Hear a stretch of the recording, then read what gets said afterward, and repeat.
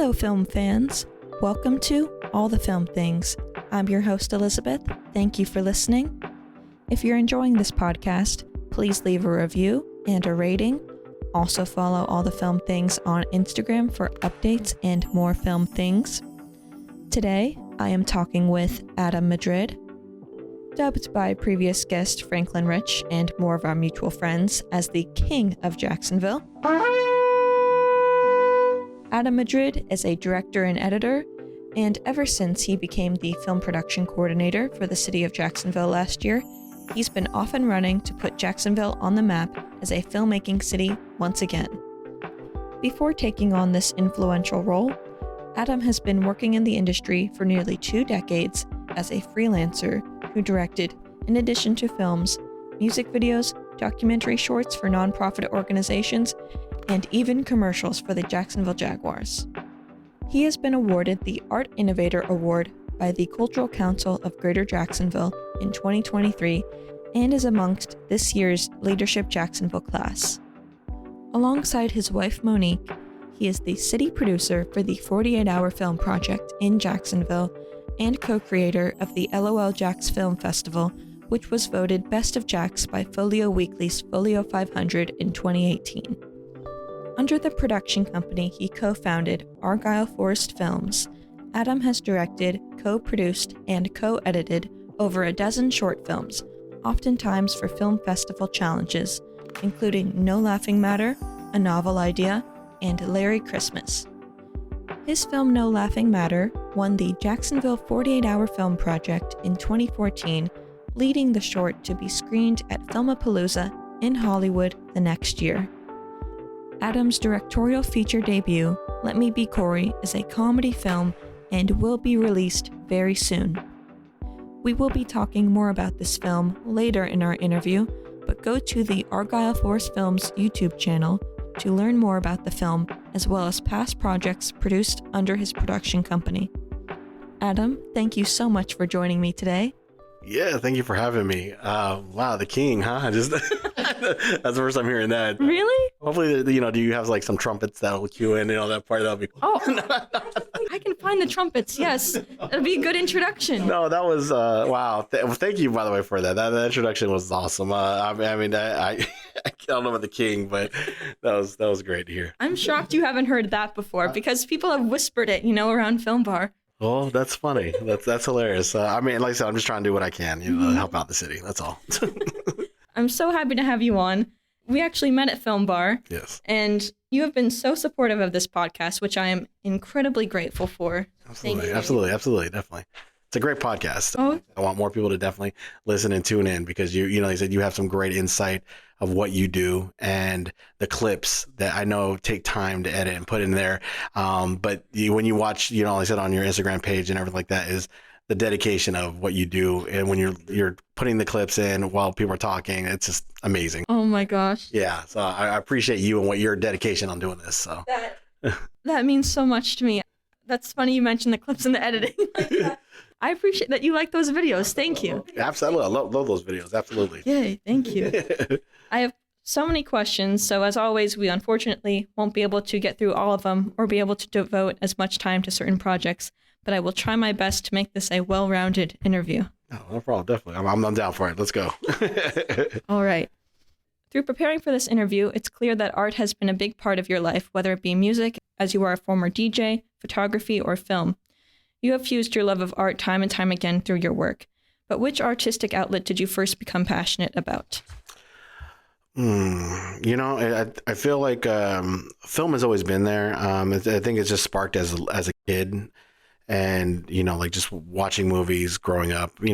Just loving movies. But I think the one that has sparked me was the movie Jurassic Park, and just sitting there with my sister and my cousin, and my cousin took us, and I just remember just like being in awe of that and just seeing like these dinosaurs come to life. And and I know sometimes it's like the cliche thing to say, like, oh, Jurassic Park, Steven Spielberg, but you got to give them credit where it's due. I mean, it's an amazing film. And for me, another thing too, is I grew up actually loving horror films as well. So, my parents actually had us watch, Nightmare on Elm Street and Friday the 13th and Michael Myers, like Halloween. So I was like, yeah, thanks a lot, Mom and Dad, for giving me nightmares for the rest of my life. But so when I watched Jurassic Park, I was really in awe with the way it was done. And I actually considered it a horror film instead of that. Thank you. Yeah. Because I've been saying that for years and no one believes me. Everyone says I'm sensitive, but thank you for saying it's in a horror film. It is. It is. It absolutely is. I mean, people are fighting for their lives to get out of that island. And,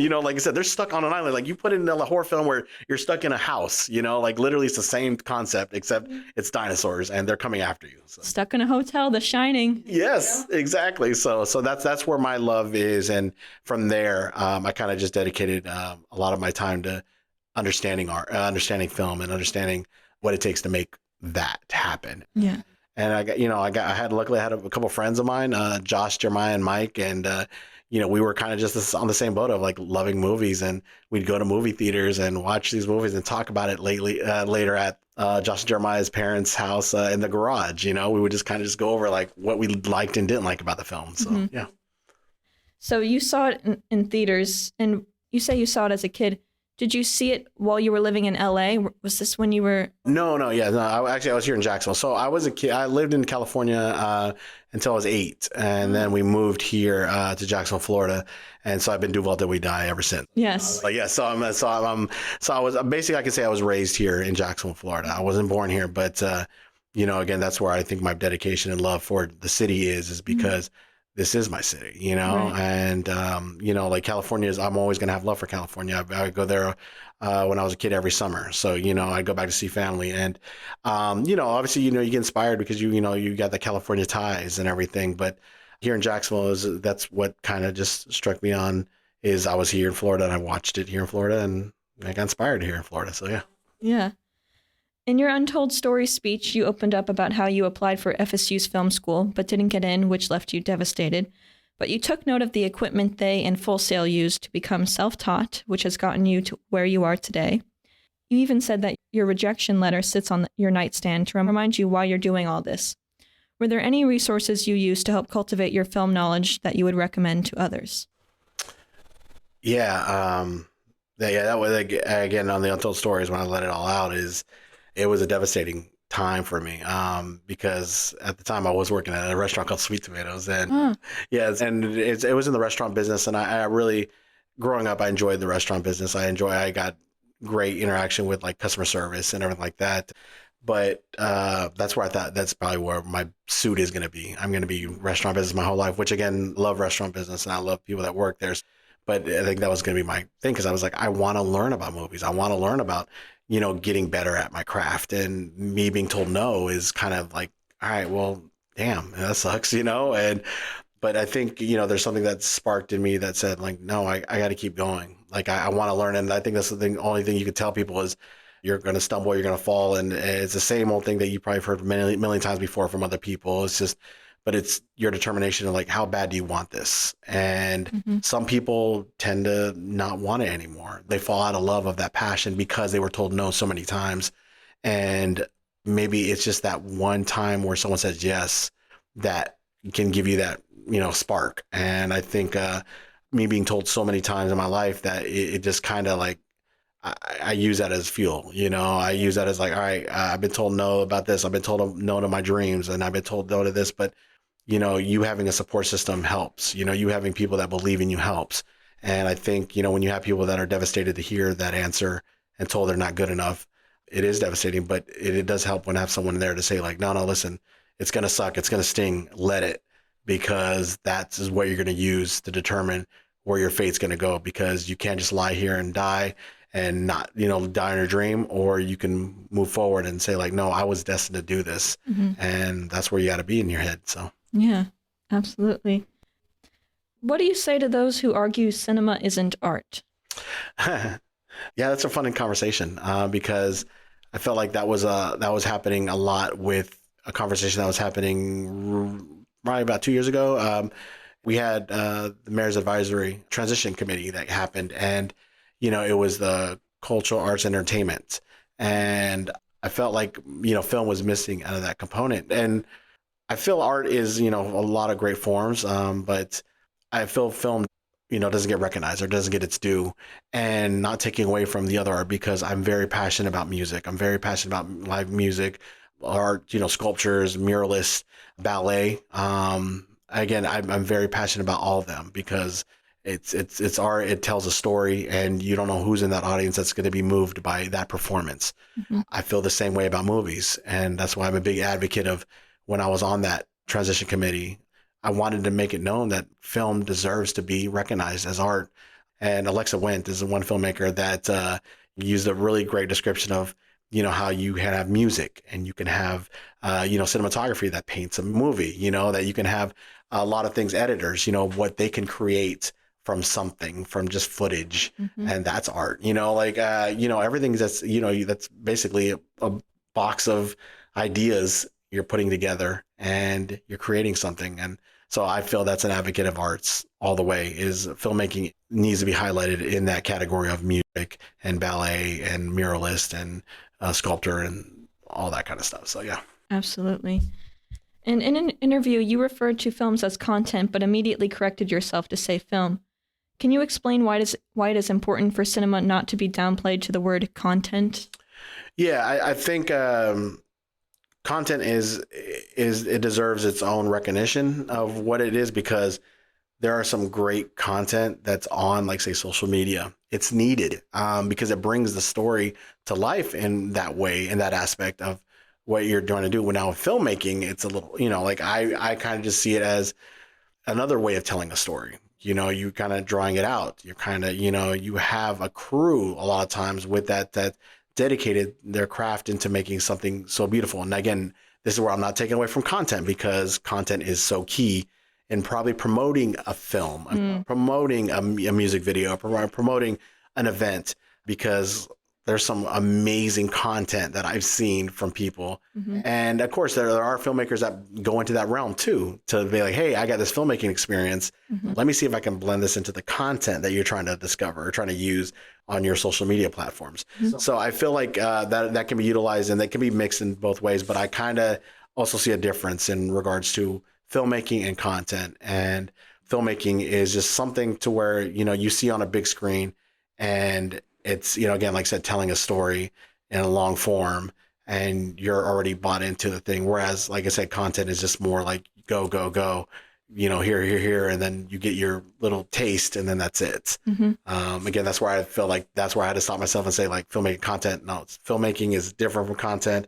I know it's probably going to be unpopular, to say, thing. So, like I said, again, that's why I say I'm not, dogging anyone that does content, because, again, content sells, and that's key for getting marketing out there. But when you're talking about cinematography, you're talking about cinema, and you're talking about filmmaking, there's just a passion for it, and you can tell a difference. Mm-hmm. And if you can, then, just look up some more cinema, and then you'll definitely tell a difference. So, yes, yeah, absolutely. Clear difference. Yes.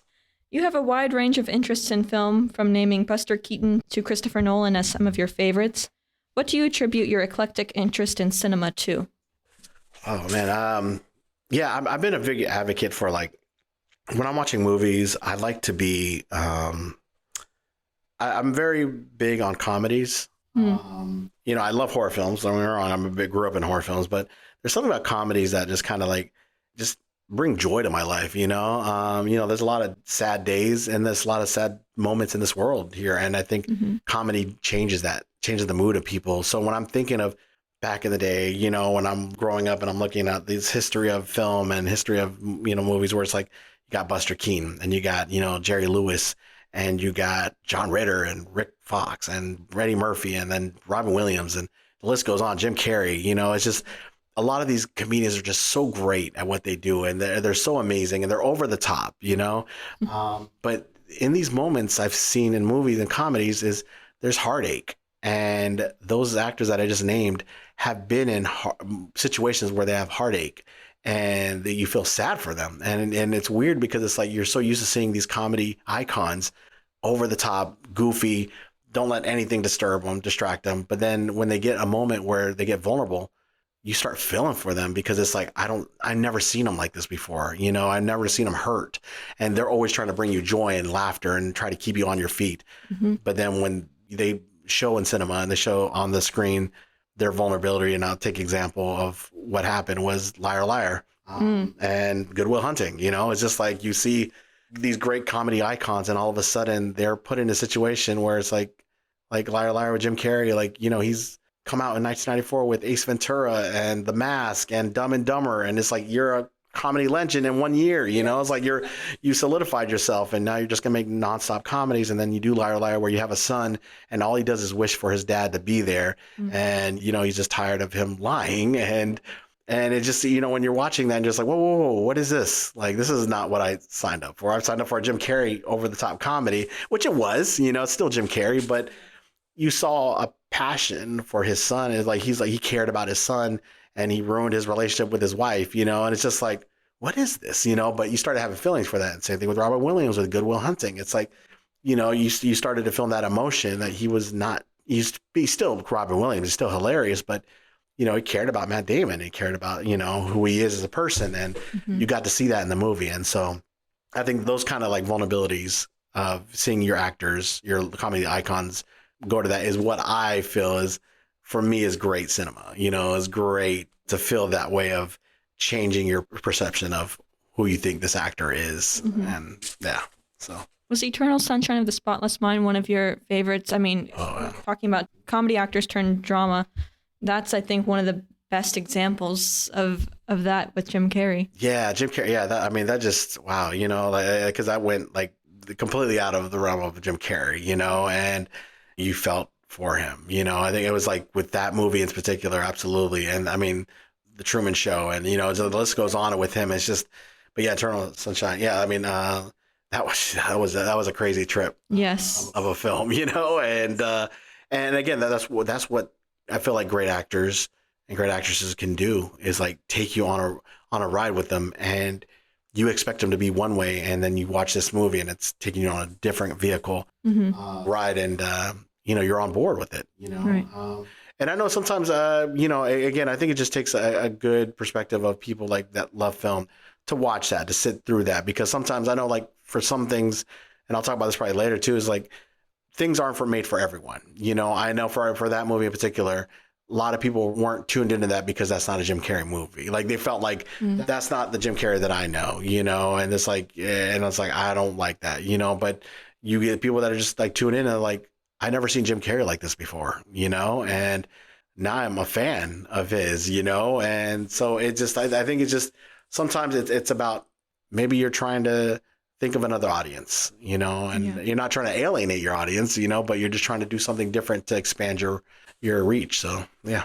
It's a shame that there would be people who would tune out for that sort of thing. I mean, that's an expansion of their talents. Correct. So why not, if you love this person, go and support this and see probably one of his best films. Yeah. Film, you know.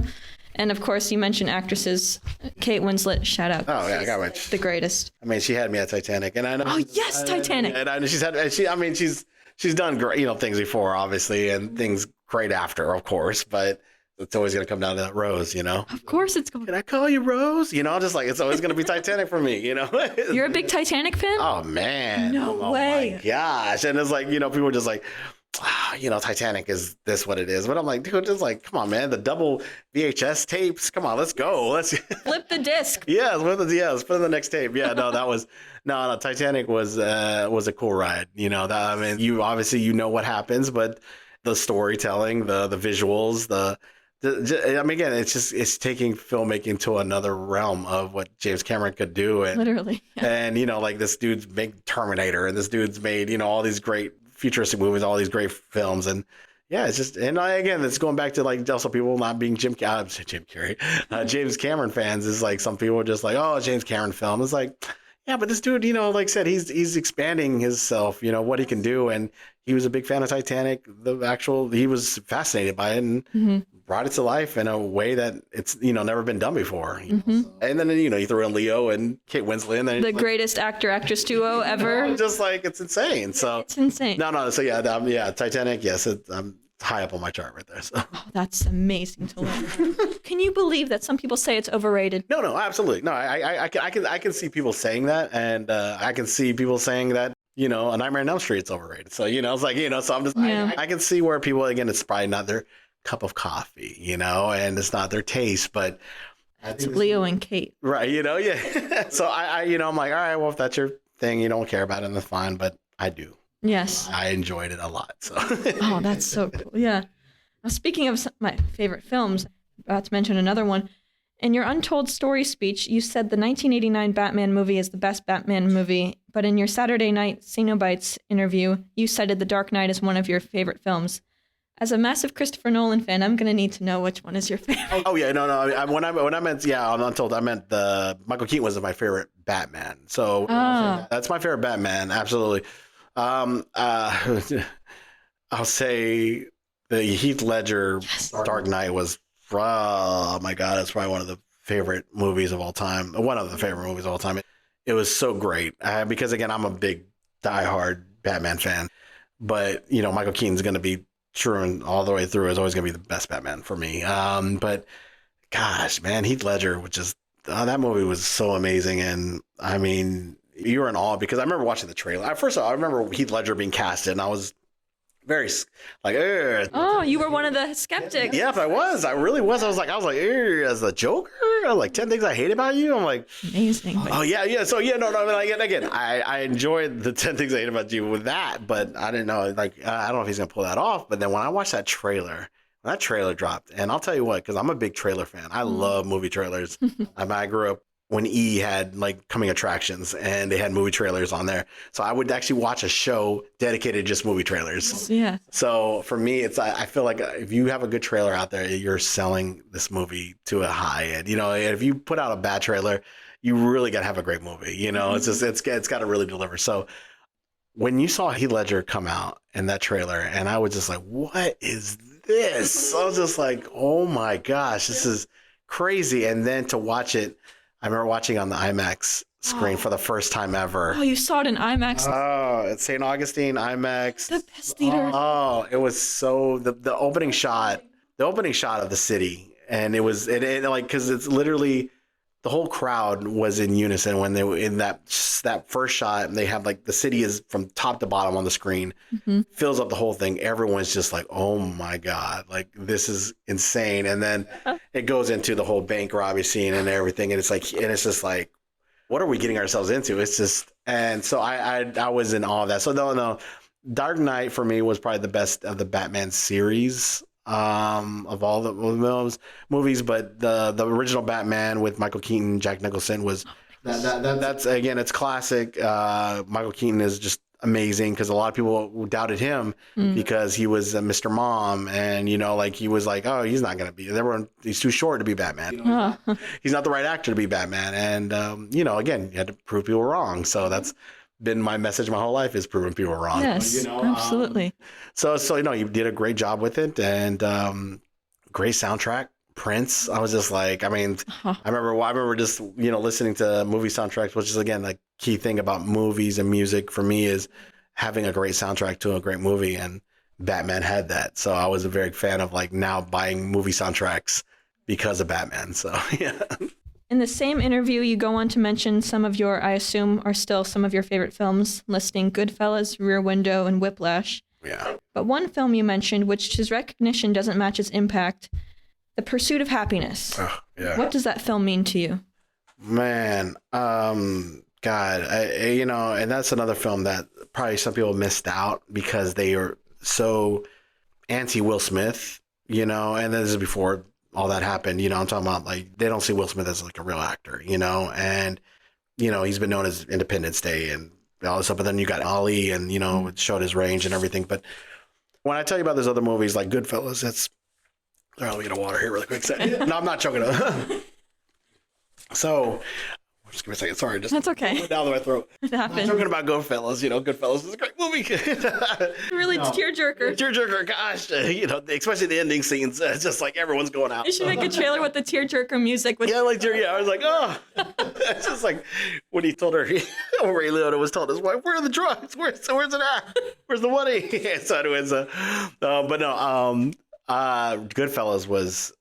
God, that movie was great storytelling, top to bottom, great storytelling. Ray Liotta was just, you looked at all these ones like Joe Pesci and Robert De Niro and, Paul Sorvino, but I'm talking about Ray Liotta, like, delivered that movie. He really just brought that into his own. And then I talk about Whiplash. Whiplash was just, oh, God.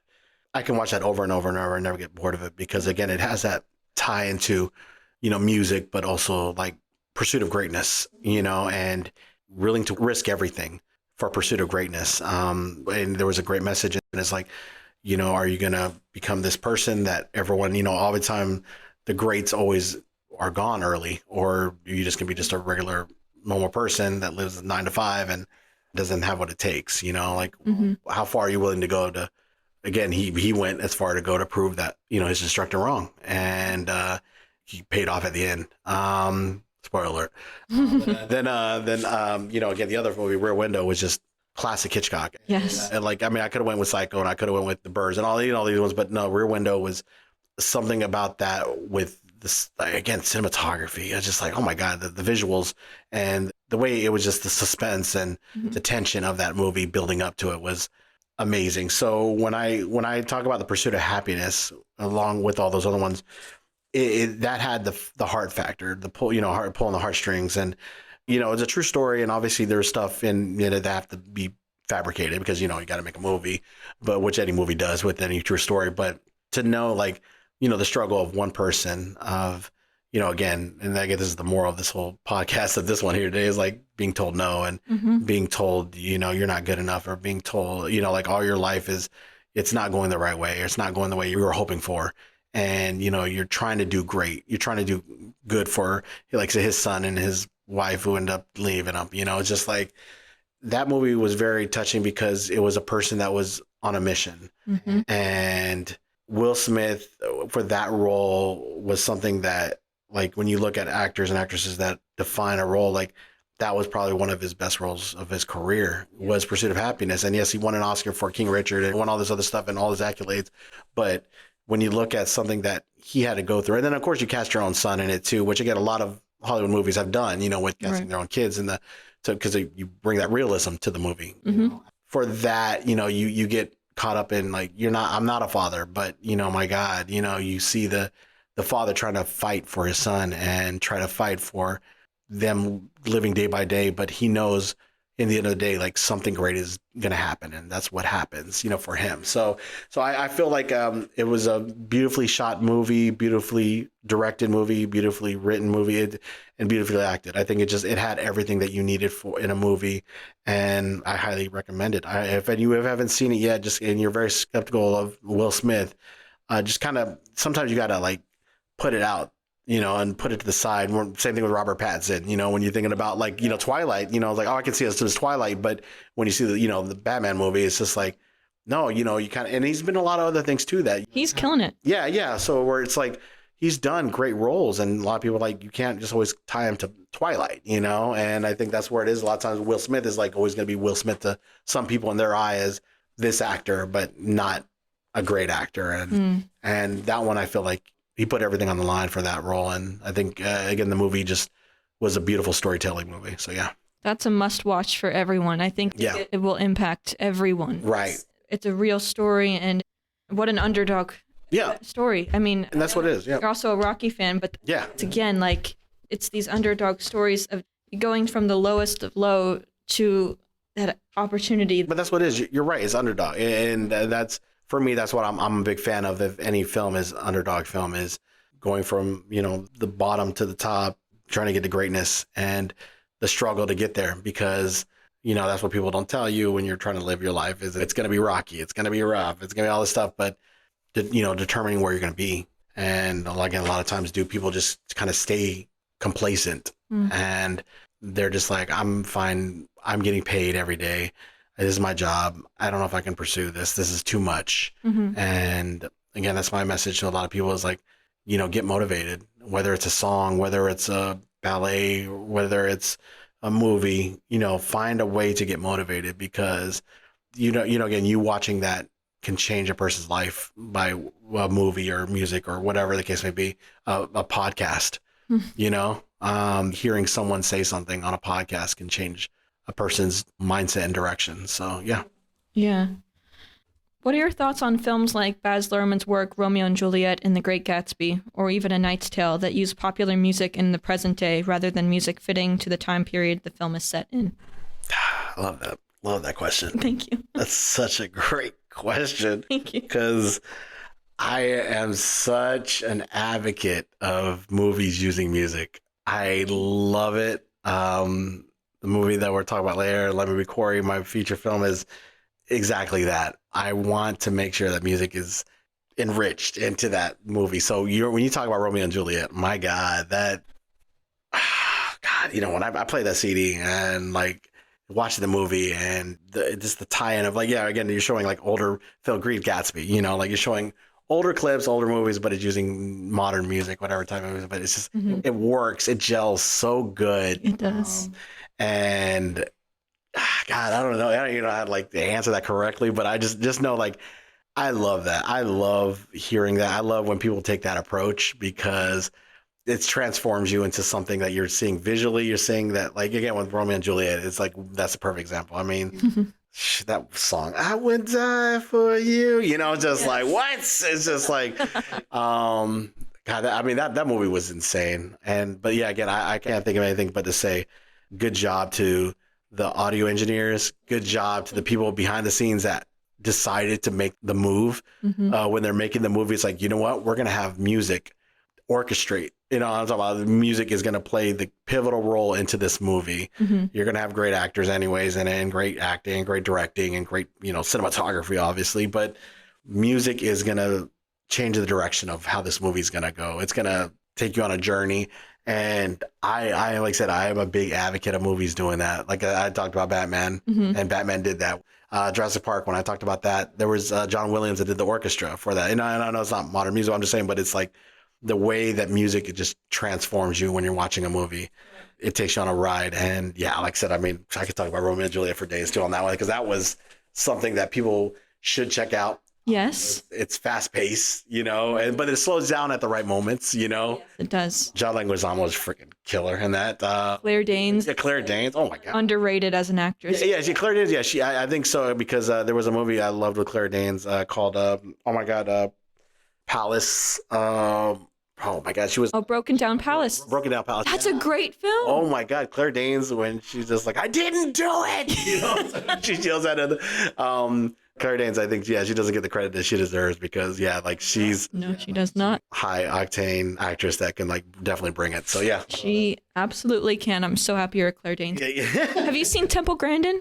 Yes, I see that. Yeah. So yeah. People don't. Oh, yeah. Thank you. No one's seen that film. It's one of her best performances. What a character, but gosh, what she brought to that role is just untouchable. Yeah, and again, there's people on that a list of I've named already some of the people that I love with comedy icons, but yeah, when you're looking at actors and actresses that are sometimes underrated, and Claire Danes, she's a girl that can just definitely she can bring that stuff to the role. One of the greats. I need her to win an Oscar sometime. She deserves it. You've described Robert Rodriguez as your directing hero since he made successful films on a low budget. From watching him and I assume studying him, what is it about his process that guided you when you were making your own films? It was the hearing Rebel Without a Crew. I know he had a book out, but I heard his interview, and it was the El Mariachi. To hear his story about it was just all him. He had people help with but it wasn't, it's basically the story of Jacksonville filmmaking too. Interesting. Okay. Yeah. It's great parallel. Yeah. It's just literally it's about a person that has a dream, has a vision, and, has a camera with actual film in it. And he knew that he couldn't use it all up because it's expensive. And he when he was shooting these movies in his head, he was already editing the film. So that's how I utilized what he talked about of his filmmaking technique. And when I was doing my movie, that's kind of the approach I was doing is when I was directing it, I already, in my head, I was editing the film. And I think the director of Whiplash does the same thing.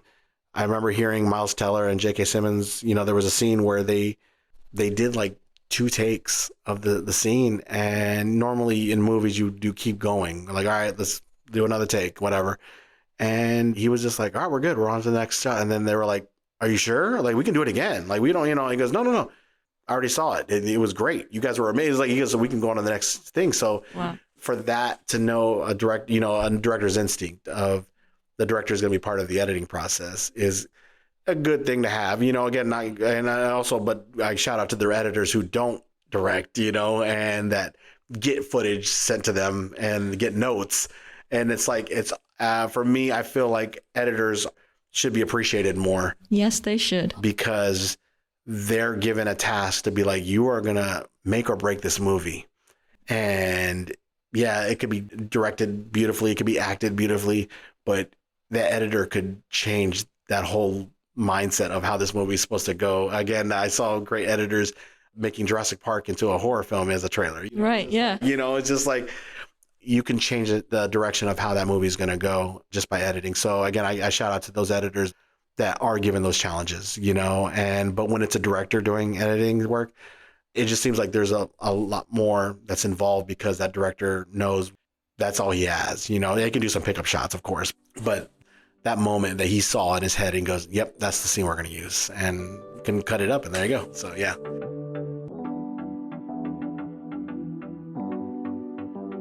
And you've lived in Jacksonville much of your life. Through all of your work, whether it be your own projects or expanding the film scene in Jacksonville, which we'll talk about in a moment, you've done it all with your wife, Monique, by your side. Was a shared love of cinema crucial in how you two connected? When we connected, so we were in high school together, and she didn't care about filmmaking. Interesting. No, she was a movie fan, obviously, and music fan as well. But like we were just friends. I was a senior, she was a junior, and I just remember talking to her and asking her about her friends too and stuff, and that we're just cool, like goofed off a lot and everything. But what really tied us together was music. Oh, wow. And then again, this is where my love of music comes into play with movies. But and music in itself is. I told her, it's like, listen, I'm a big music head. I love music, and it was my birthday coming up, and she would give me a CD. But then right before that, though, I was starting to see her differently. Ah, okay. And I was I was pissed off at myself because I'm just like, no, man, that's your friend, right? Yeah. I don't want to mess this friendship up, and I'm like, all right, let's just forget about it. Mm-hmm. Like, I'm a senior. Listen, I'm trying to live my life. Like, I'm trying to have fun this year, I don't need to be, tied down with no girl, I'm just trying to enjoy my life. And I remember telling her, I was like, yeah, I'm a big fan of Brian McKnight, this music artist here. And I told her I'm a big fan of Brian McKnight, I'm a big fan of Sugar Ray, I was just a big fan of these artists, pop artists and, everything like that, R&B. And then, so I remember it was my birthday, and then she brings me a CD for my birthday, and I open it up and it's Brian McKnight. And I was like, oh, wow. I'm like, all right. And then I remember that night listening to it. Mm-hmm. And, it's just like all these great songs and stuff like that. And there was the song Back at One, which I talked on Untold Stories about. And it's just like, just hearing that. And I was like, oh, man, I think I have to pursue it. I think this was kind of like a sign. It was like, I'm probably going to pursue her. And then I remember fast forward, we end up getting together. Mm-hmm. And she tells me later that, she goes, what's so funny about that is I actually I was at the CD at the store, and it was either between Sugar Ray or Brian McKnight. And I was like, what's so crazy about that is if you would have bought me the Sugar Ray CD, I actually wouldn't have asked you out. Whoa. It's like, wow. Yeah. So it's literally because of that decision she made of Sugar Ray or Brian McKnight. If it was Sugar Ray, we would have been just friends. We would have been just cool friends. Oh my God. So, red pill, blue pill. Right. So I just remember talking to her and then telling her she knew my passion for movies and she thought it was cool, but I just remember telling her, it's like, hey, stick with me and I promise you I'll get you to Hollywood, And I remember that was my, my thing. I was like, hey, I'll get you to Hollywood, just stick with me. And then, a couple of years later go by, again, I get the rejection letter, and, I'm trying to figure out what I want to do in my life and movies and everything like that. And then it's 2007. That's when the 48-hour film project came to Jacksonville. Right. Started doing that. We do that a couple of years because it's like our movies are horrible, but I just remember getting the judges' feedback and listening to everything that that what we can do better with our movies, and hearing great people like Sharon Cobb, Sharon White Cobb, that's here in Jacksonville. She won the first year. It was called Easter Bunny Superhero. She wrote this great, fantastic movie. I remember watching me and my friends watching our movie. It was called Soul Possession, again, which I tell people don't watch. It's on YouTube. It has 125,000 views. I don't know who's watching. 120. Yeah, I don't know why people are watching. I'm one. Yeah. But it's Soul Possession. It was a movie that we just did that was so horrible. It was so bad, but we enjoyed it. Like, we loved doing it. It was a sci-fi movie. And my buddy Mike Gesselrock was our star in the movie, and it was so bad. But I remember Sharon watching her film, Easter Bunny Superhero. So we watched our film. We're like, oh, we're so excited. And then we watched their film, and we're like, oh my God. Like, it's like night and day of like, what? Wow. So that won that year. I got to know her after that movie won. And over the past couple of years after that, she started giving me like pointers, like, like, hey, if you did this in your film, it could enhance, your movie, and stuff like that. And I remember she was a judge one year, and it was, we had a movie about a talking lamp. It was called. I loved that. Yeah. That was brilliant. Yeah. So it's our movie. Yeah. So our movie. Yeah. It was just, oh my God, look at the bright side. Look at the bright side. So we just, that was a funny concept movie, but it was because of all these years of being told that we weren't getting recognized or anything for our movies, and no nominations, nothing like that. Someone, Tracy Collins, she's a person here in Jacksonville. She coined us as the Susan Lucci of Jacksonville film, because we wouldn't win anything, but it was fine. We were okay with it. We just love making movies. But so this movie got us really great accolades, and Sharon, she was one of the judges that year. She goes, your film would have probably been in the best film category.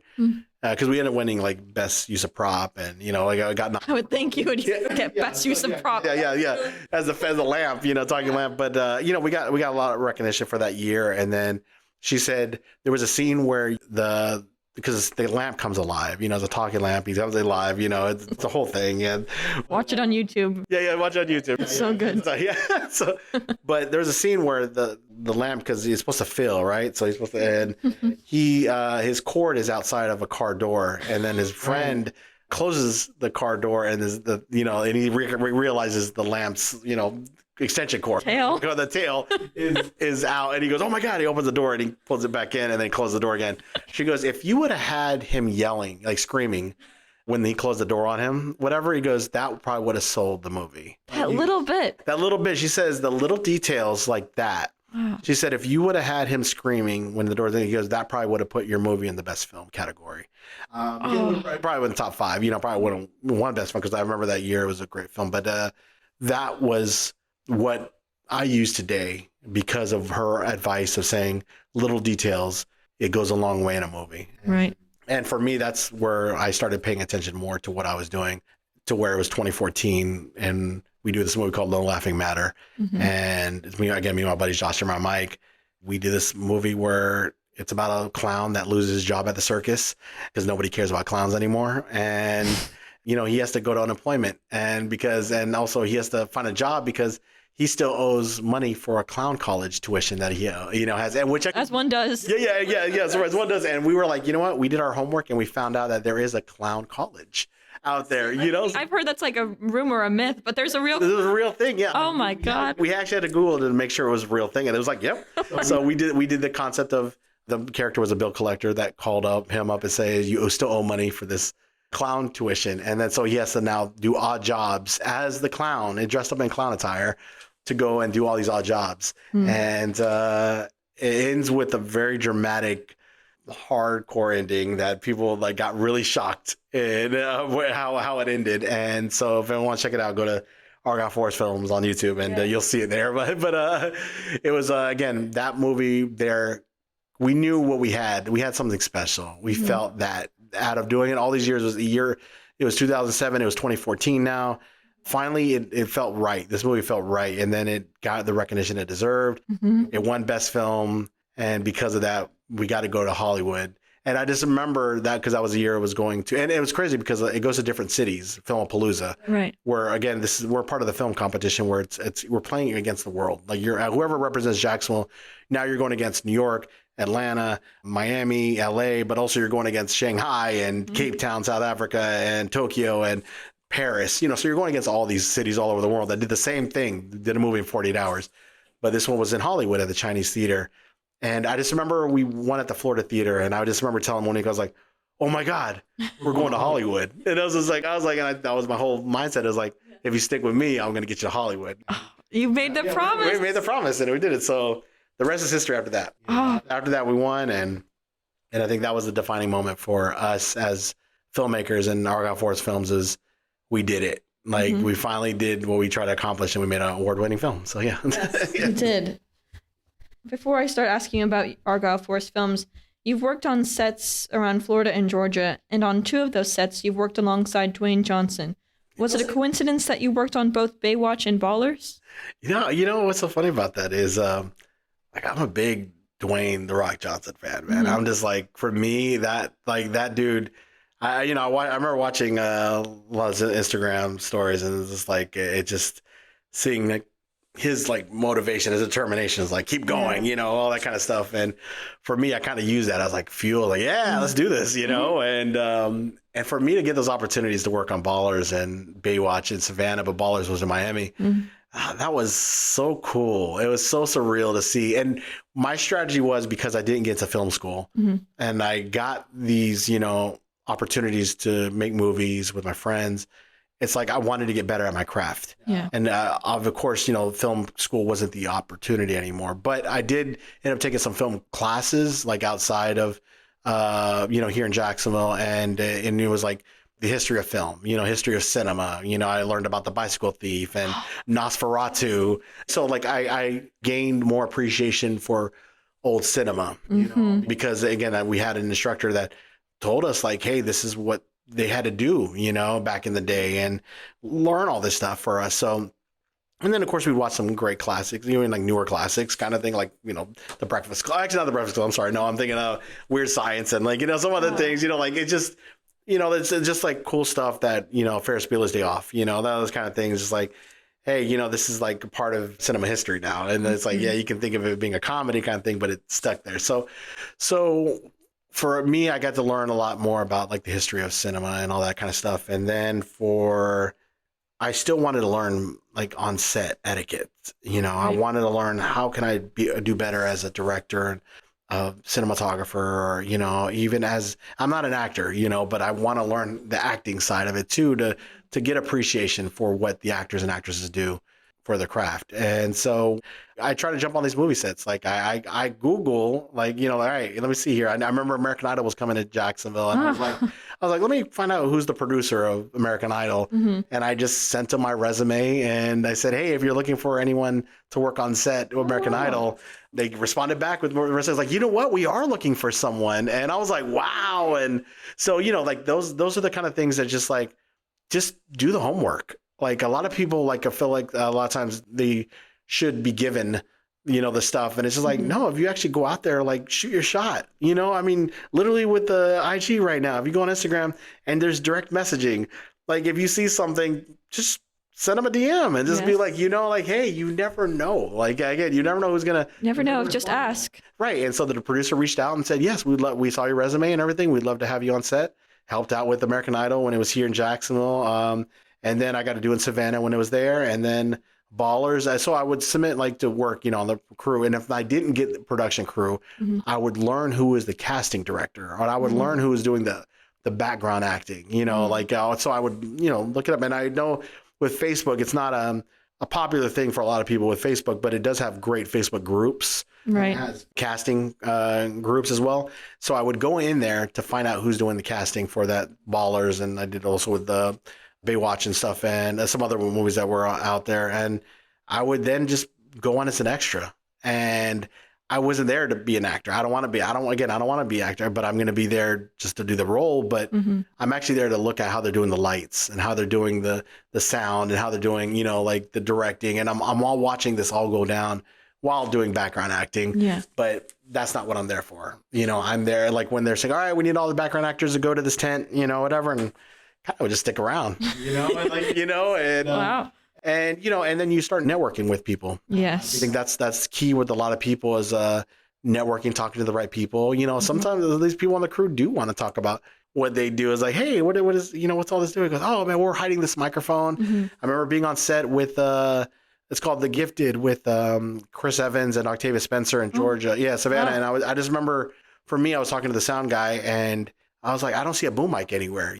They're in the bar and there's a bowl of popcorn at the bar there. And he goes, the microphone's in that bowl of popcorn. So when they're talking, whatever, stuff like that, it's actually the microphone's hidden there. So I'm kind of like, oh, that's cool. Like, you know, like I'm like Note taking in your mind. Right. Cause it's like, yeah, cause they, you know, they can't just set up a boom mic anywhere on that. But so I'm like, all right, well, that works out. That makes sense. So I kind of just gained a lot of knowledge with that, you know, and it is cool that, you know, yes, I see myself on these episodes or on these movies and stuff. But for me, again, it's not about that. It's always been about this networking, looking, educating myself and getting better because, you know, people don't want to educate themselves enough anymore. And they feel like a lot of times people are just like, no, I know what I know and I don't need any more education. And when you have people like Denzel Washington saying, you know, he's still getting better at his craft, he's still trying to learn. And that's Denzel Washington saying that. Right. So, you know, you have Denzel Washington still trying to educate himself and get better when he doesn't have to do this, you know, but he knows what it takes, you know, and he doesn't want to come off as rusty, you know. Yeah. That's why he's probably by far one of the greatest actors of all time. So absolutely. Yeah. He stayed hungry. Yeah, stayed hungry. Yep, exactly. I'm so curious about your role as the film production coordinator for the City of Jacksonville. What do you do on a day-to-day basis? That was a great opportunity to receive. I got that call April. I became the first film production coordinator for the city film and television office. That was on April 1st, which is April Fool's Day. Did you have to clarify? Like, yeah. It was, I remember getting it. I was just like, oh yeah, your first day is gonna be on April 1st. I'm like, that's so I'm like, oh, that's great. But I was like, and it's fitting too because it's like with everything that I've been going through in my life, it seems like April Fool's Day is the perfect day to start this new job. Which actually, again, it led me to this opportunity to where that was brought in, and what was great is them seeing my accomplishments. You know, like I said, you know, you had people there with, you know, the Todd Rubin and the, you know, people in the city, and they started seeing what I was doing and started taking note and started getting recognized for my accomplishments, you know, what I've been doing. And they said, hey, we'd love to have you be a part of this film office. And, you know, this film office has been around since 1981. And like I said, it's been running for a long time. And, you know, we had some years back in the day that just like one hit after another hit of movies. And, you know, a lot of things were going on. So there was a point in 2016 where we lost funding. The state lost funding for incentives. And then, of course, you know, Georgia was, you know, quick to like, hey, we'll take advantage of that, you know. And it was unfortunate because, you know, like I said, with this opportunity, it left a void in Florida. And again, I'm not talking about just Jacksonville. I'm just talking about Tampa and Miami and Orlando and Key West. And, you know, there were still productions happening, you know, with Dexter and, you know, like a lot of Ballers obviously was filming in Miami and stuff. And there a lot of things still going on, but it just wasn't the same, you know. And it was unfortunate because, and then you start seeing other states thrive because the states cared about, you know, filmmaking and, you know, like, I don't like to get political or anything like that, you know, on this case here, but it's just like, it's, you know, you see the benefits of what film does for a state. And you see the benefits it helps with the workers and with people with jobs and with catering and with the hotel rooms and to lift up the city, you know, when there is productions happening. For me, that's what I cared about. And that's why, you know, we did things like the LOL Jacksonville Film Festival is highlighting the local talent that we have here. And we became city producers for the Jacksonville 40-hour film project because we saw where the direction of what this could be, you know, let's taking it to another level. And then shout out to Chris Ackerman and Mac McDonald who did it before, because again, if it wasn't them, without them, we wouldn't have a 48-hour film project and it would have been gone. And so for me and Monique to become city producers for that is like that's a big, ask to be like, all right, let's go and see what we can do and take it to another level of excitement for the city. And so that was being recognized of what we did. We did LOL Jacksonville Film Festival. That was being recognized with, filmmaking in Argyle Forest Films. A lot of the opportunities I got because of us winning the Jackson 40-hour film project, it got me into PRI Productions contacting me and saying, hey, the Jaguars are looking for a film production, looking for a crew. Would you be interested? And I remember working actually at shout out to Vice Credit Union. Like I said, they were great for the company that I was working for at the time. And I just remember like getting a call and saying, hey, we were interested in doing game day crew here with the Jaguars. He goes, but we need to see you in the next half an hour. Oh. So and I was just like, oh my God. Okay. So I'm like, all right, you guys, I'm about to go to lunch. So, so I just remember taking a lunch break and heading there and doing the interview. And then I got the job, and then, and so again, being recognized for me being on the game day crew, PRI Productions, all this stuff led up to me being recognized. Yeah. Because again, it just seemed like all those years of being told no, and all those years, and even with all this happening here, I was still being told no, like, hey, you need to do this, or you need more of this, and that's fine, whatever. Then that gives me that mentality of like, well, then all right, I'll come back even bigger and better, and I was doing that, and I think my love for the city, my love for the filmmakers here, the filmmaking community, and even if you don't love me back, I'm still gonna love you even harder, because it's like, I want to be that voice for you if you don't have that voice. And there's a lot of people with voices that make a difference and that do give a damn about this city. And for me, I'm one of those advocates. I'm one of those people that is just like, listen, I'm going to be here for you, man. I'm going to be here for you, girl. I'm going to be here for you, person. I'm just going to be here for you. And I don't care what it is or what you're doing here. Our main goal is all the same. Everyone has this main goal, is to be great and do great things for the city and show what the city is about. And I think that's what our passion has shown into that, to where the role was offered and saying, we see what you're doing. We would love to have that at the film office here, that same passion, that same fire that you have. And that's what I've been doing. I got this great opportunity. It's an amazing opportunity because it gives me this platform of, now I have the city behind me. And there are some things, yes, obviously in the city that I kind of, like, hey, it's a little too much. Right. And I get it. I get that. But in turn, it's also like, I know like what my role is in that and what my role can be in the future. And, I'm excited for what the future is going to hold, and knowing that, we're given these opportunities, like there's these amazing opportunities that the city is going to have happen. While I'm there, we had the fostering filmmaking grants, that gave $10,000 to filmmakers for a feature film. And yes, that may not be a lot. Yes, it's $10,000, but it's a start. And it's the first one ever that Jacksonville's ever had.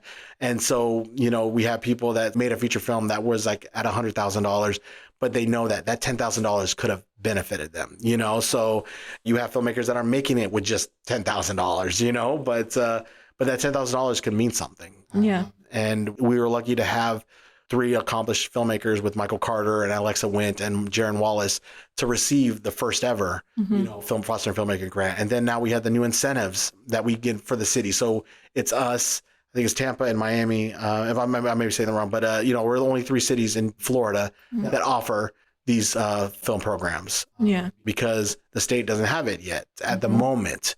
But I do say that with people, with filmmakers here, if you have that opportunity, be loud, be expressive, because there's only so much I can do being at the film office. But in my head, I also have this vision and dream of what I want to do. Yeah. And it starts with embracing this film community and giving them the avenues they deserve and giving them the opportunities they deserve. So we did that with LOL Jax. We did that with Jax 48. And now with the film office, it's now an opportunity to like, let's get back to these local filmmakers, give them an opportunity to shine even more, and let's have the city behind them. So I think this is beneficial for the independent filmmakers because they're making an impact. You got the Franklin Riches, Sam Farmers, you got the Jaron Wallace, Justin Mans, you got Carlos Smith and Michael Carter. You got people out here that are hustling and doing it and doing it with hardly any budget, but now they're making it. They're going places and they're believing in Jacksonville. I mean, there's a person named Chameleon right now that just recently stopped at our film office, and she's a a rapper here that went on to do HBO show with Issa Rae as the executive producer, and she's from Jacksonville, and she's making a feature film here. And again, she's going off to do big things, but she cares enough about this city because she's from here. Yeah. And when you have your ties to Jacksonville, that gives you the opportunity. So for us to have these meetings with these people that are like, I care about Jacksonville so much, I want films to be done here. I know we don't have a state incentive yet at the moment here, but it's showing the state that movies are being done here, that people want to work here, and not saying, I'm just going to go film somewhere else. I'm going to go film in Atlanta, New York, and LA. It's showing that I'm dedicating myself to my city, and I'm going to film here, and I'm going to show people, studios out there, that people are willing to work here. We have talent here, and the state will then realize, you know what, we need to bring more productions to our state because billions are being lost for not having film productions here. So that's that. In my case of being there, it's like, that's my role, is to get loud and to market the city even more, and to show that, again, you know, we give a damn about what's going on in our city. And I think, you know, me being there is just an honor, privilege to give that opportunity, because I wasn't given an opportunity, and now I want to be a light to give people opportunity that normally think that the city doesn't care about them, and they do. So they do, absolutely. You mentioned the tax incentive. This is ignorant of me, but how do you get that tax incentive with the state? Is that something that you, Tampa, and other cities in Florida can band together and help get done? Well, no, there is now. It's normally for like at the moment right now, it's for bigger productions, you know, and I'm talking about bigger productions. I'm talking about like the productions that like the range of like $500,000 to $1 million, you know? And then those are given to like, you know, like where we have one where it's 15% to start off with, but then it goes to 20% after you spend $1 million. And, you know, obviously it's nothing compared to what Georgia has, which to the state itself is like 30%. And then of course, if you throw in that famous, you know, Georgia Peach logo, you know, the end there where that's an extra 5% they'll get for their movie. Yeah. So, but with ours is like, at least with Jackson was as a cash rebate. So it's like, literally, it's like, all right, you spend this money, here's money that you get back. So we've had a couple commercials actually take advantage so far of that there. And now we're just, you know, like I said, I think our job is to market Jacksonville even more and get, you know, like I said, they're creating noise, you know, like just getting attention to what's going on here in our city. And that's happening. Things are happening behind the scenes that probably people aren't aware of, but there's movement being made to bring more productions to Jacksonville. So what that's going to do is bring in bigger productions outside of Jacksonville. But in turn, the reason why you're going to get the cash rebate, the incentive, is you got to hire a local crew. Right. Well, you know, you're hiring a local crew, you're hiring, you know, like local vendors, and that's part of the, you know, you getting that money incentive back. That cash rebate is, you're going to have to incorporate local. Yeah. And that's what a lot of things do anyways. You know, like say when you're in Atlanta, when you're in, you know, Louisiana, stuff like that, they'll hire a local crew because that's part of the plan. So that's what Jacksonville's doing right now. And that's one of 3 cities that's doing it in Florida. But again, it is showing that Florida is coming to play, you know, and Florida will eventually get to that point where it's like, all right, we got to get film incentives back. And again, there are things happening marketing wise that's being worked on right now. And Jacksonville is playing a key role of that part too, is getting word out of why Florida needs film incentives back. Yes. And, you know, when you're the only state in the Southeast that doesn't have film incentives, then, you know, that tends to be, you know, you're bringing awareness to that. And that's why I say people need to be advocates out there. When filmmakers are out there outside of Jacksonville, when you're outside of Jacksonville, talk about Jacksonville filmmakers, and talk about what's needed in the city and what's needed in the state. So it brings more attention. So, yeah. Filmmakers here are eager to make their films here and work on more productions brought to the Jacksonville and St. Augustine area. And you have done a lot of traveling around the world to represent Jacksonville and the film scene. How do you think the world views Jacksonville's film scene? You know, what's great about hearing a lot of stuff, you know, when we were in Amsterdam and we were in Lisbon, Portugal, and, you know, we're in LA and Seattle and all these places that we've been going around, and me and Monique, we've been like blasting Duval till we die. Like we've been blasting Jacksonville. They have been taking notice about what's going on in the independent scene. Like if you look at Atlanta, we actually have quite a bit of people in Atlanta that see what Jacksonville's doing. Good. And, you know, again, I think that's not talked about enough, is the fact that there are people out there that it's their livelihood is to, continue working. And Atlanta does it well. But they see that there is also an independence that's not there in Atlanta, where Jacksonville has. Interesting. Yeah, Jacksonville has this great independence of filmmaking. And it's one of those things, it's like they're going to film a movie no matter what. It's their passion, it's their drive of making movies. And you can't tell them no. And I think that's where you see a lot of creativity happening. So case in point, we've been advocates of Jacksonville and showing the world literally what is going on in our city. And it comes down to like creating highlight videos, creating content with for social media, it's that kind of thing. But, putting it out there, again, with highlight reels of films all together into one thing with an awesome track, awesome music track, and just getting the attention of people. So that has been something that's been on us as well, is like, we got to get better at, and it's been working because, again, case in point, in 2022, the movie called Threshold won in Jacksonville, and it was directed by Tom Seidel and done by Justin Mann and Jaron Wallace. And their film went on to Filmapalooza, which was in LA in 2023 in March. Remember, it competes against the world in this here. The whole world saw what Jacksonville brought, and the whole world recognized what Jacksonville brought. And we will forever be in awe of the fact that on that day in March, that Jacksonville beat the whole world in the filmmaking world and over that movie Threshold. And it was something that was about story. The visuals were beautiful. The acting was, of course, amazing. You got Jaron Wallace and Brooksand. That's just, I can't even talk about her enough. She is just an asset in our city that, like I said, I can just go on and on about her because she cares about this city so much in the filmmaking community, and her acting, she can read from anything, and you can definitely just hear her inner voice and hear her acting of her compassion of like just bringing it. And so that translated to the world. The world watched Brooksand and watched Jaron Wallace and watched the beautiful filmmaking that Jacksonville filmmakers did to be best film amongst all those films. And we for sure thought there was a movie from Netherlands that year that was just like beautifully done. We became fans of them. There was a movie in Shanghai that was just, the cinematography from the locations that they used was just, it was out of this world amazing. And so again, we appreciate everyone that was a part of that because we saw what they brought. But Jacksonville that year just brought something different. And we had cities from all over the world show that film Threshold, showed it to their cities around the world and said, that's how you make movies.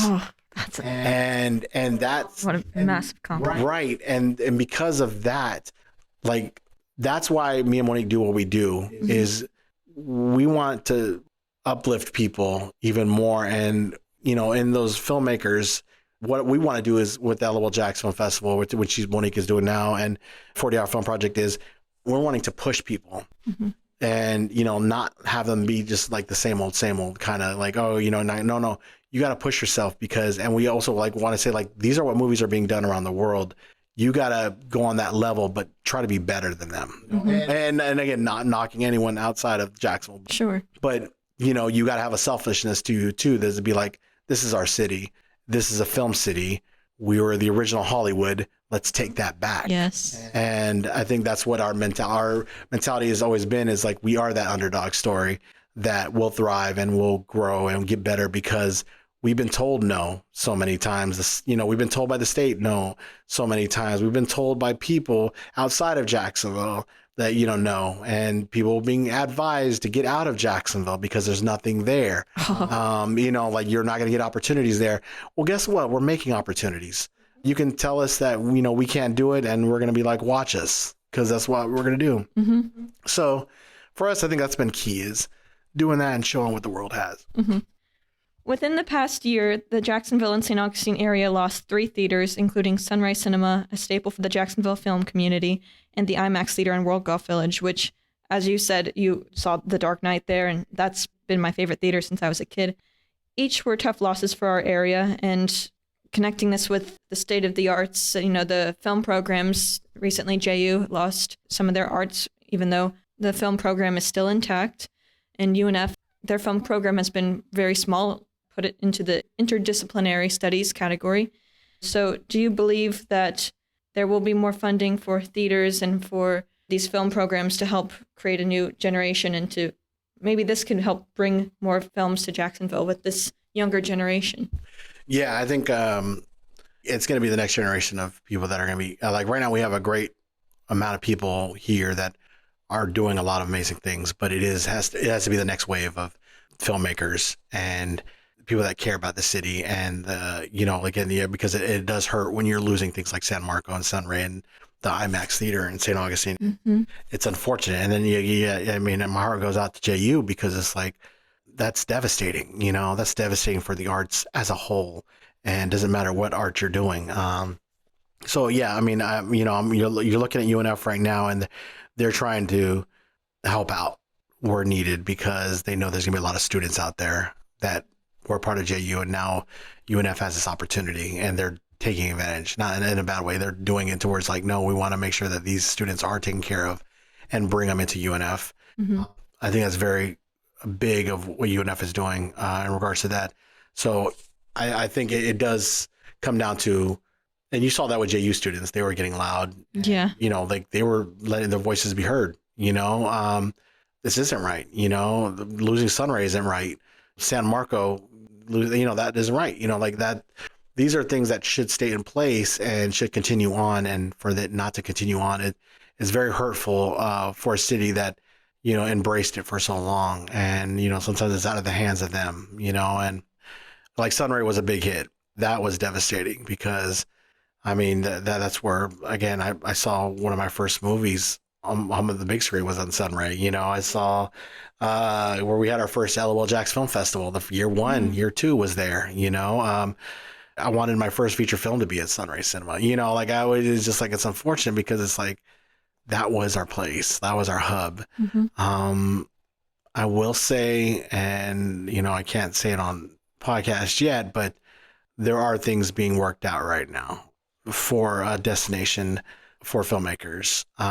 There is this stuff in place coming up that, again, when I'm talking about the roles that we're playing behind the scenes, mm-hmm. that's what I'm talking about. I'm talking about, things where it's like, why isn't this happening? Why is this like, it's happening. It's just, it's taking time. It takes a little bit of time, but very soon we'll be able to make an announcement and start telling people that there is going to be an opportunity for people to have their stuff seen again, and have, a place where local filmmakers can go, and it's rough, because, a lot of these filmmakers, like one amazing one, Chad Hendricks, and Jordan Godfrey, there's some filmmakers here that they're paying for their own, places to Carlos Smith, and, they're playing for their own theaters like Real Cinema and AMC 24, and all these places, but they got to pay the cost to that there. And it's like, back in the day where, Sunray could just be like, hey, just submit your films and we'll set it up to where we can show your movies on the screen, and, wow. There'll be a $5 cost, and that's it. It's amazing. And it was fun, it was entertaining. And so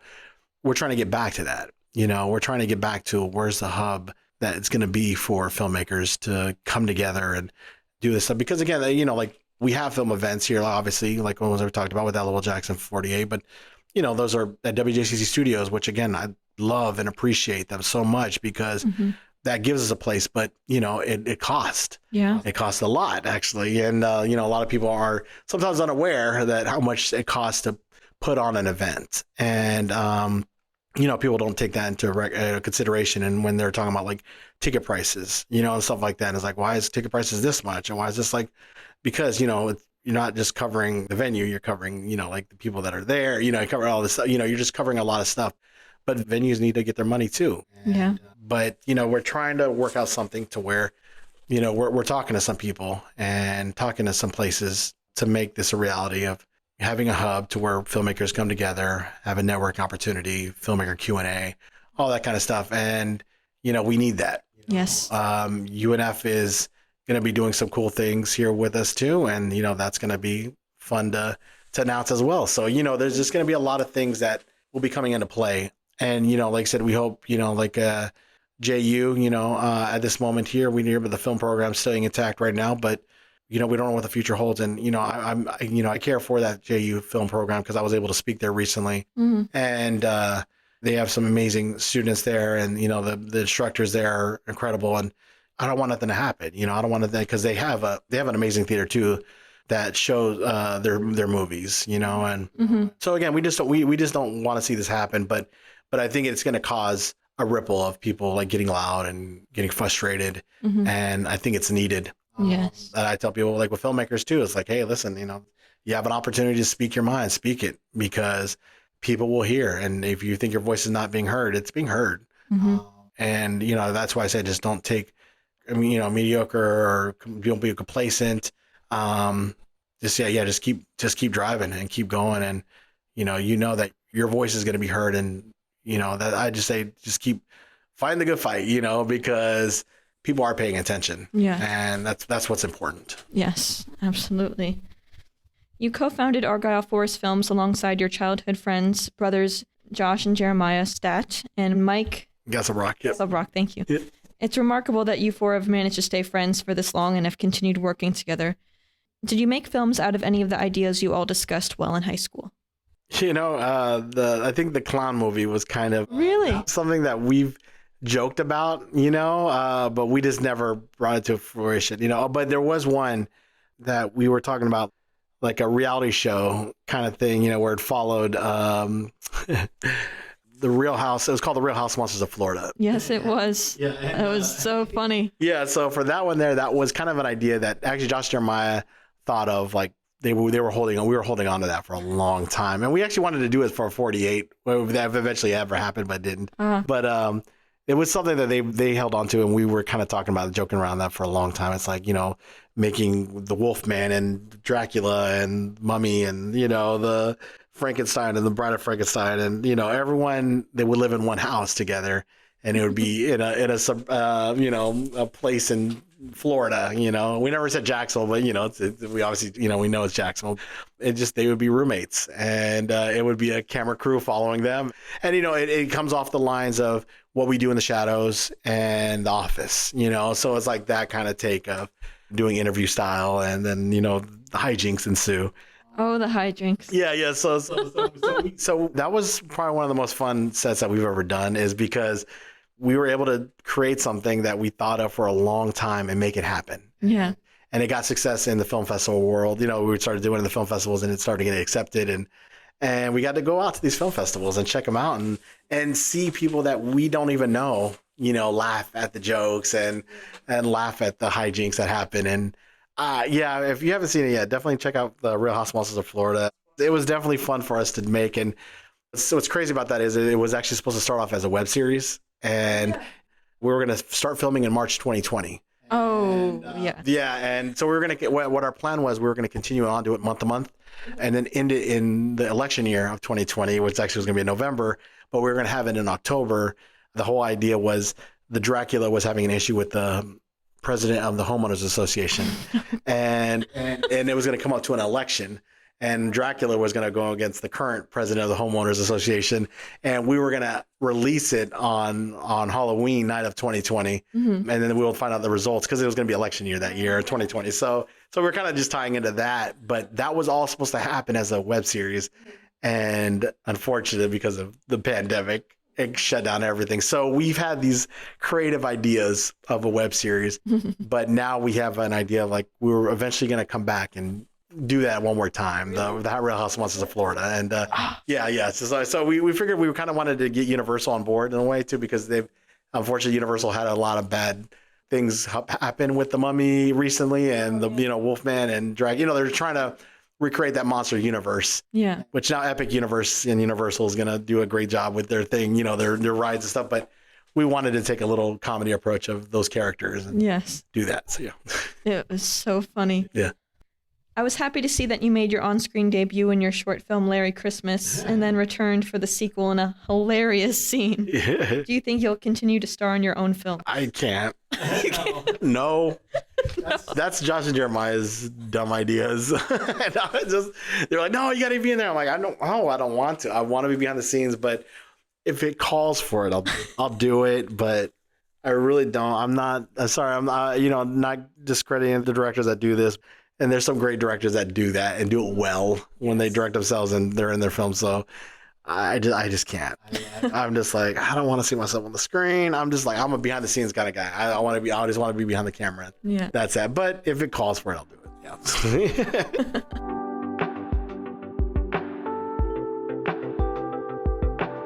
Let Me Be Corey, your directorial feature film debut in which you also co-produced and co-edited. Congratulations on your feature film debut. This is major. What is the film about? Thank you. Yes. Let Me Be Corey is, God, this has been happening for a while. We've always talked about it, me, Josh, Jeremiah, and Mike. Since we were kids, we talked about movies and talked about one day doing it and making these shorts and then having this success with the 48-hour film project to doing, commercials and, music videos and just all, great success that we've had, doing all these film competitions and film, just one day we talked about making a feature. We just don't know when. And, life was life. And so, some of them end up having families and, like other jobs and, everything. And it's like, it kind of, all four of us kind of went our way, in regards to our life, our life is just, and that's the sad part I think about this whole thing is sometimes when you get older, everyone's going to live their own life and do their own things. And it's kind of hard to get the guys back together, the crew back together. And, but I think that's what the enjoyment of 48 was. It would be one weekend a year we dedicated to making a movie and hanging out and editing together.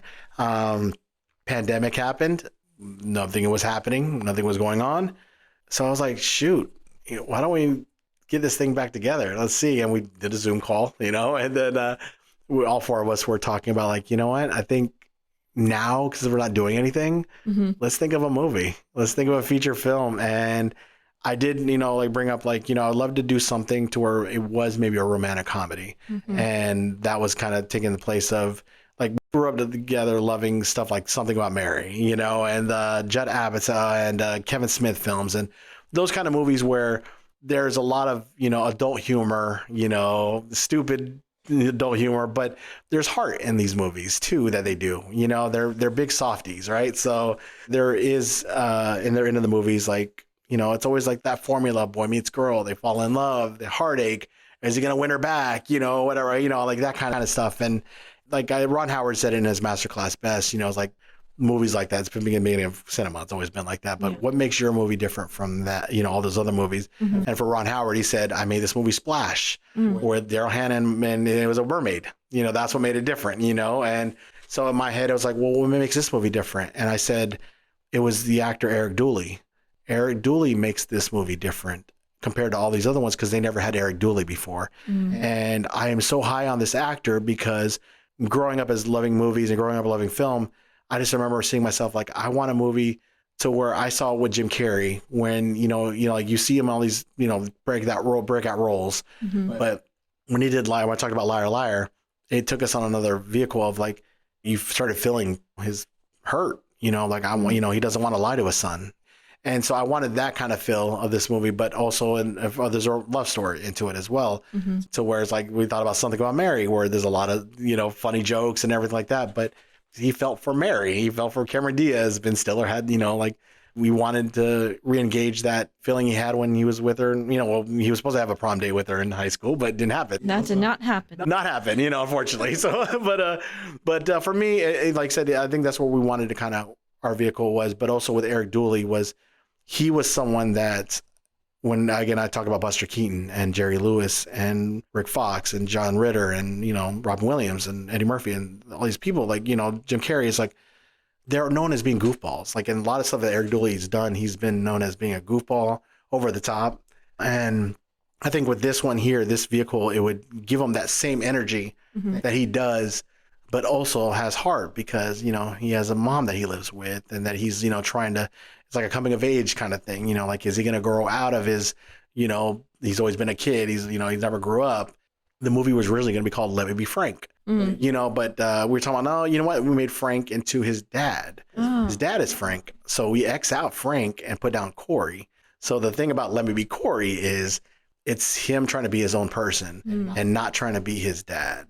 And his dad is Frank. And so there's a lot of, backstory with that, in the movie. to where, like, say he's just trying, like, does he grow up to be his own, or does he end up being his dad, like his dad, so, and then, you have his mom, and, like, we don't know what's going to happen with that, with this situation, like he's almost like a mama's boy, but how does he grow out of that? And then he meets a girl named Allie, and that's that girl, like, he starts, like, seeing maybe there's something to her, and maybe there's a attraction that I've never had before, because he's always been this freewheeling guy, but his boys have grown up and gone to success, and he's stayed where he's at, and that's, I think, where we kind of had that feeling with us four, me, Josh, Jeremiah, and Mike, is like, it's loosely based on us, but it's not, it's like, but there's stories there. And I remember there was a scene that in particular where Jaron Wallace and Eric Dooley were in a club. Jeremy Ryan's actually performing in the background there, in the scene. And Jaron was like, he was like, what my motivation, kind of thing, it's like, what should I be feeling in this scene here? And then I just remember, because this was the last day of shooting, and I remember telling him, you have your friends right here. This is the last opportunity for Eric, to say, I need my boys. Like, I need my boys here, and I'm losing them. Like, it's not going to be the same after this anymore, because this is supposed to be the final night of them hanging out together before their marriage that happens. Right. And so, I was at that moment, I was kind of feeling like, damn, that's kind of, it's weird to oddly think that, like, we grew up together as friends and everything, and we have to live our lives, we have to live different lives. But this was supposed to be a moment to where it's like, this could be the final night of us being together, like, as a whole, and you're losing that. And I told Jaron, this is what Eric is going to be feeling right now, is he's losing you. He feels he's losing, and he's going to be your friend. He's going to be always be your friend, but it's not going to be the same after this, because now you're going to have a wife, and you're going to be, going off. And Eric he feels that he's going to lose his friend after this, or lose his friends, period, because you're the last one. And because the other ones have gone on to success and stuff. So that's how, Let Me Corey kind of goes into that realm, and then goes into that roller coaster of emotions and sadness and hurt. And, you just kind of see, like, where does it go? Where does it take you? And the trailer shows it too. There's a lot of heartache that happens in that. And does it end the way you think it's going to end? Because, like, you've seen a lot of movies, and there's a lot of great movies with a lot of happy endings. And what if it doesn't have an happy ending? Like, what if, you've seen The Breakup with Jennifer Aniston and Vince Vaughn, and I thought for me that they were going to resolve their, them yelling at each other and everything like that. But in the end, they're going to get back together. And at the end, they don't. And they just live their separate lives. And they're okay with that. Like, how does this movie end? And that's where the roller coaster of this movie is going to take you. But Eric Dooley is going to show you his acting side of why he's amongst those great talents that I mentioned. When me, as a film lover, film fan, growing up, I saw Eric Dooley. I saw him, that acting range that he can do, that he brings, is what I see in him, and I see in them. And I see in them, I see in him. So that's why I'm so high on Eric Dooley. Eric Dooley is this guy that's going to change this film world, and it's because of him. He's gonna bring that next generation of the next actor that's going to change the landscape of being goofball, but having a heart and feeling for him. And the guy's a lovable giant. The dude's about, I think he's almost like 6'7" or something. Oh my gosh. He's very tall, and Kayla's not, she's very short too. But I saw the dynamic when Vince Vaughn was with Reese Witherspoon in Four Christmases. And it's like that height difference of like, what it was crazy, but because it worked. Reese Witherspoon and Vince Vaughn together, it just seemed to click. And that's where I feel with Eric Dooley and Kayla Sarian, the actors in the movie here, that's the formula they have together. So that's the vibe that I got. And I'm glad people are going to be able to see this thing. And I appreciate everyone waiting patiently for this movie, because it is going to be worth it. And it is going to be something that I can be proud of and be excited for everyone to see. So yeah. What's the plan for releasing the film? Which film festivals are you submitting to? So right now, the plan is we're looking at, we'd love to see South by Southwest, and we'd love to see, obviously that's not till next year, but, like to see some other ones come up here. But what I will say is right now is, we have the movie pretty much, done here. I do got to just do a little, tweaks here, add the sound, the score, we're getting on that too. But also there is one scene that, after looking at everything, that I kind of want to maybe just add one more thing to. And it's something that I've been really pursuing to make happen with this known actress. So we'll see what happens. Such a great teaser. Yeah. So I do see that that final scene would tie everything for the ending. Because I feel like maybe that's one thing I do want to get in there before we finally have this release. Because again, it's been a long time coming, but also because it was created a couple of years ago, that the jokes will hit better now than they would have back then, because there's a lot of people that are, that do get very sensitive about jokes. Cancel culture comedy. Correct. And that's where our minds were at, where we were going to the comedies of the 80s, 90s, early 2000s. And, you can say stuff and it'd be like, oh, that was hilarious. But then you say stuff now, it's like, oh, you can't, don't do that. Nope. No. You are going to be immediately canceled. And yes, I think right now we've come to a place where people are a better understanding of comedy and people are advocating more to just know it's comedy, people. Like, I think that's what it is people sometimes forget that it is comedy. And, they can, so I do see a lot of great comedians out there now that are fighting for not taking that narrative of, I'm going to be canceled, or I'm going to do this, whatever. No, it's still comedy. It's still, in the end of the day, it's still people trying to enjoy and have a good time. And remember, that's all it's about, just having a good time. Yes. Thank you so much for joining me today, Adam. I'm so grateful to have gotten to know you a little bit over the course of over a year, I believe, and even more so today. You're an integral part of the Jacksonville film community. Your passion inspires and encourages us to remain optimistic that Jacksonville will restore its status as a filmmaking city. I also want to thank you for being such a champion of this podcast. It's always deeply impactful when I hear positive feedback, but from you it means more than you know, as your encouragement is part of how this podcast has continued to keep going. You are an excellent filmmaker who really understands cinema and how to make good films, and I'm so excited to see Let Me Be Corey and what you do next. No, I thank you for having me. I'm really humbled and honored to be a part of this because I see what you do. I see the hard work that you're doing, and again, it doesn't go unnoticed. So I can't thank you enough for having me a part of this. And last thing I'll say here is, I've said this in my Untold Stories too, but I'm not in this position here without Monique. I think if she didn't push me and put me to where I'm going to be at here, I'm not, talking to you today. I'm not making Let Me Be Corey. I'm not doing this. I think what it is she lit a fire under me to follow my dreams, keep pursuing it.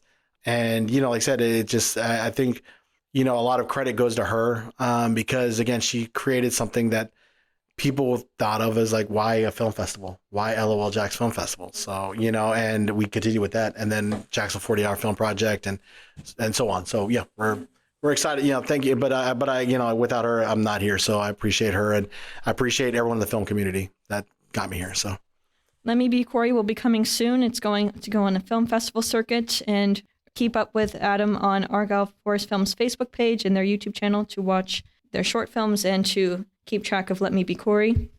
Is there a film recommendation, a line from a film, really anything you would like to conclude our episode with today?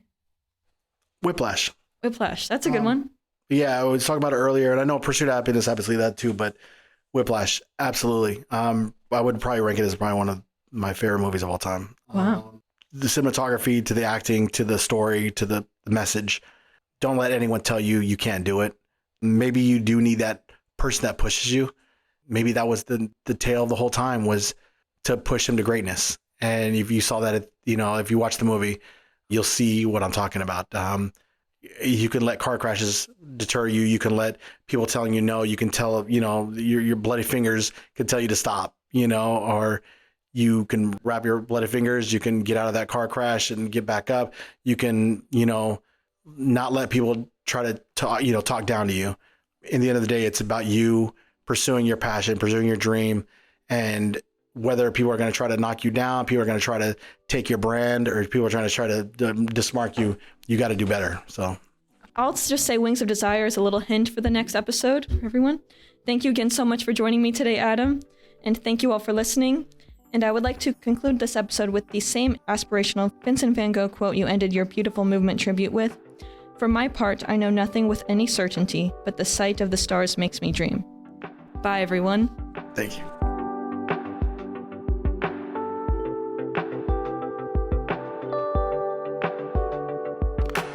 Special thanks to Adam Madrid, Basil Jada, Franklin Rich, and Caitlin Fitzpatrick.